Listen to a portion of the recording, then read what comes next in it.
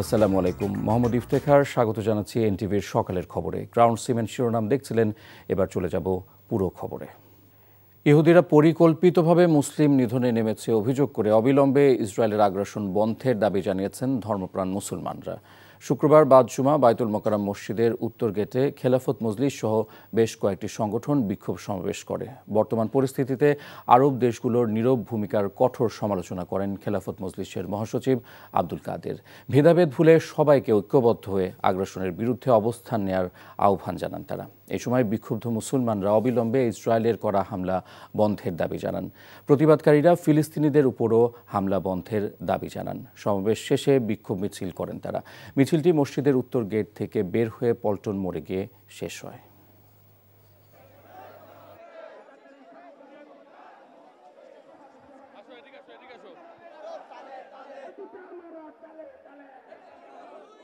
মুসলিম বিশ্বের শাসকরা এখনো চুপ করে আছে। সোচ্চার হন, ঐক্যবদ্ধতার মোকাবেলা করুন। যদি ইসরায়েলকে আক্রমণকে প্রতিহত করা না যায়, তাহলে আপনারা আরব বিশ্বের কেউ থাকতে পারবেন না। আপনাদের দায়িত্ব হচ্ছে 200 কোটি মুসলমানদের পক্ষে দাঁড়িয়ে, ইরানের পক্ষে দাঁড়িয়ে আজকে ইসরায়েলকে প্রতিহত করা, তাকে ধ্বংস করে দেওয়া। গত 15 বছরে দেশের সব প্রতিষ্ঠান ধ্বংস করে ফেলা হয়েছে অভিযোগ করে বিএনপি মহাসচিব মির্জা ফখরুল ইসলাম আলমগীর বলেছেন, এখন সময় এসেছে ধ্বংস হওয়া প্রতিষ্ঠানগুলো নতুন করে গড়ে তোলার। ক্রীড়াঙ্গন রাজনীতিমুক্ত হওয়া উচিত বলে মন্তব্য করেন তিনি। ওয়ালিউল্লাহ অলির ডেস্ক রিপোর্ট। ঠাকুরগাঁওয়ে শহীদ মোহাম্মদ আলী স্টেডিয়ামে মির্জা রুহুল আমিন স্মৃতি ক্রিকেট টুর্নামেন্টের ফাইনাল খেলা ও সমাপনী অনুষ্ঠানের প্রধান অতিথি বিএনপি মহাসচিব মির্জা ফখরুল ইসলাম আলমগীর। খেলা শেষে বিজয়ীদের মাঝে পুরস্কার বিতরণ করেন তিনি। বলেন, ছাত্র জনতার গণ অভ্যুত্থানে গণতন্ত্র প্রতিষ্ঠায় যে নতুন সুযোগ সৃষ্টি হয়েছে তা ধরে রাখতে হবে। সবাইকে ঐক্যবদ্ধ থাকার আহ্বান জানিয়ে মির্জা ফখরুল বলেন, সময় এসেছে দেশকে নতুন করে গড়ে তোলার। আমাদের একটা নতুন করে একটা সুযোগ সৃষ্টি হয়েছে ছাত্র জনতার অভ্যুত্থানের মধ্য দিয়ে। এই যে আমাদেরকে একটা নতুন সুযোগ সৃষ্টি করে দেওয়া হয়েছে, একটা গণতান্ত্রিক একটা পরিবেশ সৃষ্টি করবার জন্য, গণতান্ত্রিক রাষ্ট্র গঠন করবার জন্য, এবং সবাই ঐক্যবদ্ধভাবে বাংলাদেশকে নতুন করে গড়ে তুলবার জন্য যে পরিবেশটি নতুন করে সৃষ্টি করা হয়েছে, সেজন্য নিশ্চয়ই নিঃসন্দেহে আমরা তাদেরকে ধন্যবাদ এবং কৃতজ্ঞতা জানাবো। গত 15 বছরে এই দেশের প্রতিটি প্রতিষ্ঠানকে ধ্বংস করা হয়েছে, তো এখন সময় এসেছে এটাকে নতুন করে আবার গড়ে তুলবার।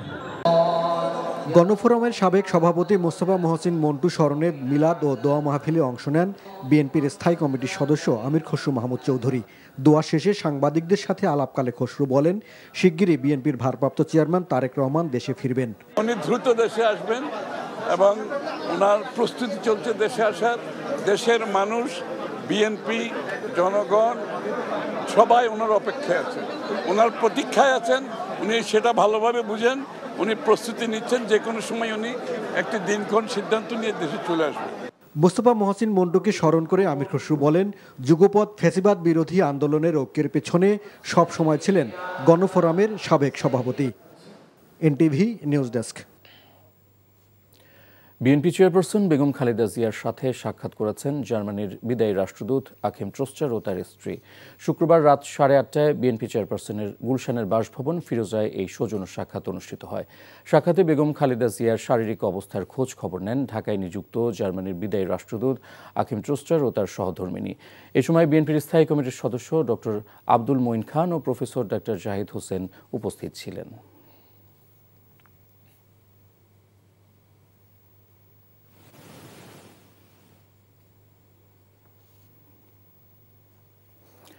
দলীয় নিবন্ধনের জন্য আগামী 22শে জুন নির্বাচন কমিশনে যাবে জাতীয় নাগরিক পার্টি। শুক্রবার সাধারণ সভায় গঠনতন্ত্রের খসড়াও অনুমোদন দেয় দলটি। রাজধানীর বাংলা মোটরে দলের কেন্দ্রীয় কার্যালয়ে সংবাদ সম্মেলনে আক্তার হোসেন বলেন, গঠনতন্ত্রে উল্লেখ করা হয় স্বতন্ত্রভাবে নির্বাচিত হবে দলের শীর্ষ 2 পদ। কোন ব্যক্তি 2বারের বেশি হতে পারবেন না সভাপতি কিংবা সাধারণ সম্পাদক। দলীয় নীতি ছাড়াও শুক্রবার সভায় বেশ কিছু গুরুত্বপূর্ণ বিষয়ে সিদ্ধান্তের কথা জানান দলটির সদস্য সচিব। বলেন, সামাজিক যোগাযোগ মাধ্যম ও কিছু মিডিয়ায় দলের নারী সদস্যদের নিয়ে কুরুচিপূর্ণ মিথ্যা তথ্য ছড়ানো হচ্ছে। যেসব গণমাধ্যমে মিথ্যা তথ্য ছড়ানো হচ্ছে তাদের বিরুদ্ধে প্রেস কাউন্সিলে অভিযোগ করার কথাও জানান তিনি।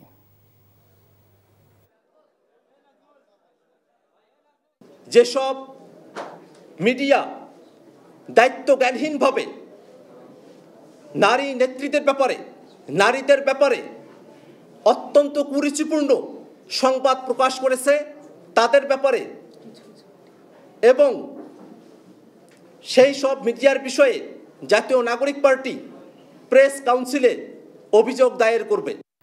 টানা বৃষ্টি ও উজান থেকে নেমে আসা পাহাড়ি ঢলে ফেনীর ফুলগাজীতে মুহুরী ও সিলোনিয়া নদীর 2টি স্থানে বাঁধ ভেঙে নিচু এলাকা প্লাবিত হয়েছে। বৃহস্পতিবার রাত 10টার দিকে ফুলগাজী উপজেলার সদর ইউনিয়নের উত্তর বড়ুইয়া বণিকপাড়ায় মুহুরী নদীর বাঁধের একটি স্থান ও গোসাইপুর এলাকায় সিলোনিয়া নদীর বন্যা নিয়ন্ত্রণ বাঁধের একটি অংশে ভাঙনের সৃষ্টি হয়।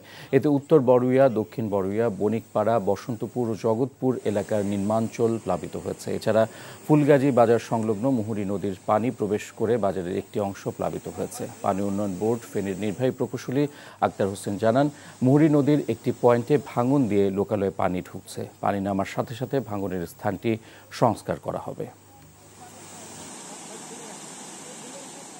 আমাদের এলাকাগুলো পানিতে প্লাবিত হয়েছে এবং আমাদের ঘরবাড়ি, মাছের ঘের সবগুলো ক্ষতিগ্রস্ত হচ্ছে। পানি উন্নয়ন বোর্ডের গাফিলতির কারণে আজকে নদী সংস্কার হয় না, নদীতে খনন করা হয় না, যার কারণে আমাদের এই ফুলগাজী উপজেলার বাসীর, উত্তর বড়ুইয়া বাসীর সবসময় দুঃখ লেগেই থাকে। জুলাই আন্দোলনের পর যে সম্ভাবনা তৈরি হয়েছে তাতে সকলের অধিকার নিশ্চিতের কথা বলা হয়েছে, কিন্তু সেখানে আদিবাসীদের অধিকার নিশ্চিতের ক্ষেত্রে অনীহা রয়েছে বলে মন্তব্য করেছেন টিআইবির নির্বাহী পরিচালক ডক্টর ইফতেখারুজ্জামান। শুক্রবার সকালে রাজধানীর ধানমন্ডিতে বাংলাদেশ আদিবাসী ফোরাম আয়োজিত সাম্প্রতিক পার্বত্য চট্টগ্রাম পরিস্থিতি ও পার্বত্য চুক্তি যথাযথ বাস্তবায়নে করণীয় শীর্ষক আলোচনায় এ কথা বলেন তিনি। বৈষম্য বিরোধী আন্দোলনে কর্তৃত্ববাদকে পরাজিত করা হয়েছে উল্লেখ করে ডক্টর ইফতেখারুজ্জামান বলেন, এখন কর্তৃত্ববাদী চর্চা অব্যাহত রাখা যাবে না। এই সময় তিনি আরও বলেন, পার্বত্য চট্টগ্রামে শান্তি প্রতিষ্ঠায় সেনাবাহিনীকে উদ্যোগী হতে হবে। এছাড়া আলোচনায় বক্তারা শিগগিরই অন্তর্বর্তী সরকারকে পার্বত্য চুক্তি বাস্তবায়নের পথরেখা প্রণয়ন করার দাবি জানান। ব্যক্তিগতভাবে এবং প্রাতিষ্ঠানিকভাবে এবং বিভিন্নভাবে আদিবাসীদের সাংবিধানিক স্বীকৃতি নিয়ে যতটুকু সম্ভব চেষ্টা করা হয়েছে, কিন্তু সেটা সফল হয়নি।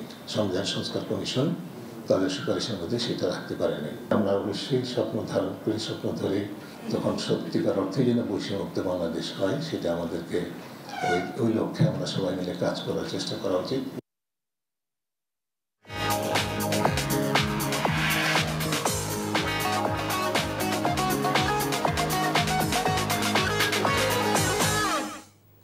মার্কেন্টাইল ব্যাংক অর্থনীতির খবর। বাজারে উঠেছে নতুন চাল, তারপরও অস্থির রাজধানীর চালের বাজার। সপ্তাহের ব্যবধানে কেজিতে দাম বেড়েছে 2 থেকে 5 টাকা। মিলারদের যোগ সাজশে এই দাম বৃদ্ধি বলে অভিযোগ খুচরা ব্যবসায়ীদের। আবার কেজিতে 50 টাকা পর্যন্ত বেড়েছে সোনালী মুরগির দাম। সবজির দামও গেল সপ্তাহের চেয়ে কিছুটা চড়া। মেজবা হাসানের রিপোর্ট। ঈদের পর গ্রাম থেকে ফিরে বাজারে এসে চক্ষু চড়ক গাছ এই প্রকৌশলীর। বেড়েছে চালের দাম, আগে থেকে স্থিতিশীল সবজির বাজারও কিছুটা অস্থির।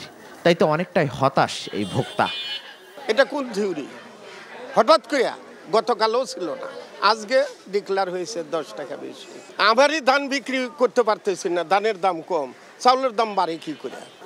সাধারণের চাল 28 কেজিতে 2 থেকে 3 টাকা বেড়ে বিক্রি হচ্ছে 62 থেকে 64 টাকায়। গেল সপ্তাহে যে মিনিকেট চালের দাম ছিল প্রতি কেজি 70 টাকা, তাও বিক্রি হচ্ছে অন্তত 75 টাকায়। মিনিকেটের চাল আগে ছিল 68, 64 আর 66 টাকার মধ্যে। এখন ওই মিনিকেট কিনে আনতে মানে 70, 75 মানে 76 টাকা পর্যন্ত কিনে আনছি আমরা। নতুন চাল আসছে, বাজার বাড়ার কোনো কথাই নেই, কিন্তু মেইলাররা ইচ্ছা করে বাড়াইছে। তো ধান উঠছে, এখন তো ধান পর্যাপ্ত ধানও হয়েছে, কি জন্য যে বাড়লো সেটা আমরা বলতে পারি না। ব্রয়লার মুরগির দাম ওঠানামার মধ্যে। সোনালী বেড়ে কেজি প্রতি বিক্রি হচ্ছে 300 থেকে 320 টাকা, যা ঈদের আগে বিক্রি হতো 250 থেকে 60 টাকায়। 50-60 টাকা বাড়ে গেছে, কইতাছে হামারা বেলা মুরগি নাই, মুরগি শর্ট, কয় মুরগি তো অনেক মরা গেছে, এখন মুরগির আমদামি কম। অধিকাংশ সবজির দাম 40 থেকে 80 টাকার মধ্যে। দামের তারতম্য নিয়ে ভোক্তাদের রয়েছে মিশ্র প্রতিক্রিয়া। ঈদের বাজারে সাধারণত সবার ঘরে মাংস টাংস আছে, সেই হিসেবে একটু কম আশা করছিলাম, কিন্তু সব কিছুতেই একটু বাড়তি দেখতেছি। সাধারণ মানুষের পক্ষে তো এটা একটু কঠিন হয়ে যায়, যারা মধ্যবিত্ত তাদের জন্য একটু কঠিন হয়ে যায়। আগের দামেই স্থিতিশীল রয়েছে আলু, পেঁয়াজ ও রসুনের দাম। Misbah Hasan, NTV news, Dhaka. আর এই ছিল সকালের খবর। এই খবরের ভিডিও সহ আপডেট জানতে ভিজিট করুন এনটিভি অনলাইন www.ntvbt.com। এছাড়াও এনটিভির জনপ্রিয় সব অনুষ্ঠান ও খবরের আপডেট জানতে ভিজিট করুন আমাদের ইউটিউব ও ভেরিফাইড ফেসবুক পেজ। ধন্যবাদ সবাইকে।